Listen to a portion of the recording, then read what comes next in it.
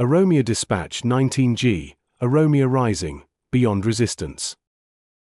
Published as part of the Oromia Rising, Essays on Freedom and the Future series. Everyone is invited to contribute. Send your contributions to banti.kitsa@gmail.com. By Banti Kit Tessa. For decades, the Oromo struggle has been defined by its resilience. We have resisted emperors and juntas, autocrats and occupiers. We have marched, fought, mourned, and survived. But resistance alone, however heroic, is not enough to deliver liberation. At some point, every movement must ask, what comes after resistance? This dispatch continues the path laid out in Oromia Dispatch number 16, a call for unity based on shared principles, not empty symbolism, and responds directly to the challenge posed in Dispatch #16A.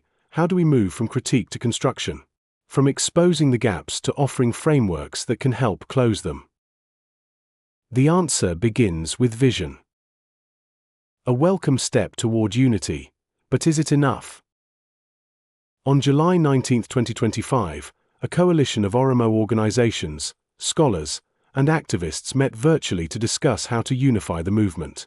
Shortly after, many of the same voices gathered again in Seattle, Washington, issuing a public statement announcing the formation of a committee to unify the Oromo struggle.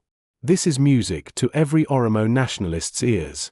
The very act of coming together to talk unity is cause for hope, and should be celebrated.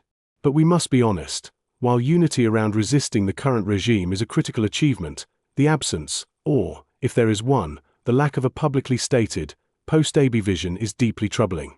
This moment echoes what Oromia Dispatch number 16 warned us about: symbolic unity without strategic depth.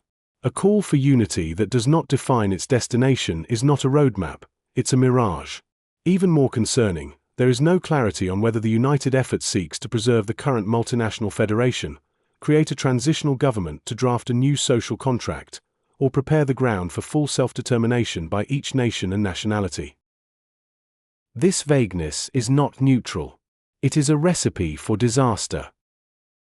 From protest to purpose, the cost of directionless resistance. Let us be clear, bringing down Abiy Ahmed and dismantling the Prosperity Party is necessary, but it is not a strategy. It is a tactic within a larger struggle. And unless the Oromo movement defines what replaces the current regime, others will define it for us, just as they did in 1991, in 2018, and countless times before. In Dispatch 16A, a reader rightly challenged us to move beyond critique and offer practical, structured proposals.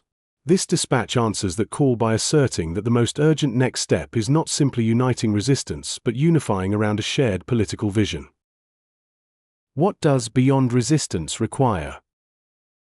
Following the roadmap introduced in Dispatch #16A, the following elements must now become operational priorities for any serious Oromo unity project. 1. Establish a shared destination. Is our movement calling for federal reform, full independence, or a transitional governing process? The minimum program must affirm self-determination, including the option of independence, as a non-negotiable right. Avoiding this question for the sake of superficial consensus only delays inevitable fractures. 2. Build institutions in the present. Begin constructing self-governance structures in liberated zones. Promote community-led systems of justice, education, and security. Demonstrate now what a free Oromia would look like, not after the war, but during the struggle. 3. Coordinate across legal and armed struggles. As Dispatch 16A outlines, legal barriers in Ethiopia prevent open collaboration between parties and armed groups.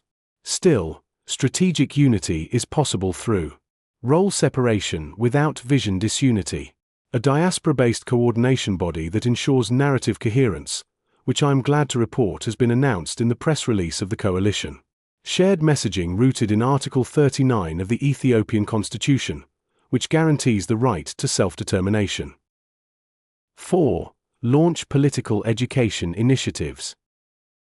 Prepare a generation of youth not just to oppose, but to govern. Use Gadar principles to instill accountability, justice, and participatory leadership. Political education will inoculate the movement against internal manipulation and factionalism. 5. Clarify our narrative internationally. Advocate for the Oromo struggle as a decolonial, democratic movement, not a regional rebellion. Position all wings of the movement, armed, political, civic, as aligned with internationally recognized rights frameworks. Learning from our own lessons. We are not short on examples. Oromia Dispatch No. 16 recounted how unity efforts like ULFO and Gardisa Hogansa Oromo failed, not due to lack of will, but lack of a shared strategic vision. We cannot afford to repeat this. What would happen if the AB regime collapsed tomorrow? Do we know what comes next? Is there a transitional plan? Who will lead? How will power be shared? These are not academic questions, they are existential ones. The time for symbolism is over. Resistance without vision leads to chaos. Unity without a common goal leads to fragmentation. The Oromo movement now stands at a historic juncture. Either solidify its momentum into a system or repeat the cycle of collapse that has haunted us for decades. Let unity not be something we announce in press releases, but something we build into our structures, messaging, and operations. Let our resistance give birth not only to opposition, but to Oromo self-governance, justice, and dignity. Conclusion: vision is victory.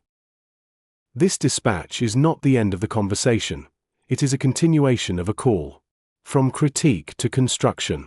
From symbolic unity to coordinated struggle. From resistance to revolutionary vision. If Dispatch No. 16 was the call to ground unity in principles, and 16A was the framework for action, then this dispatch is the bridge between them, the message that no unity effort will succeed without a clear, shared vision of the post-AB future. We have resisted long enough. Now we must build. We must define. We must unite, with purpose. Let this be the moment Oromia rises not just in defiance, but in direction. Thank you for listening.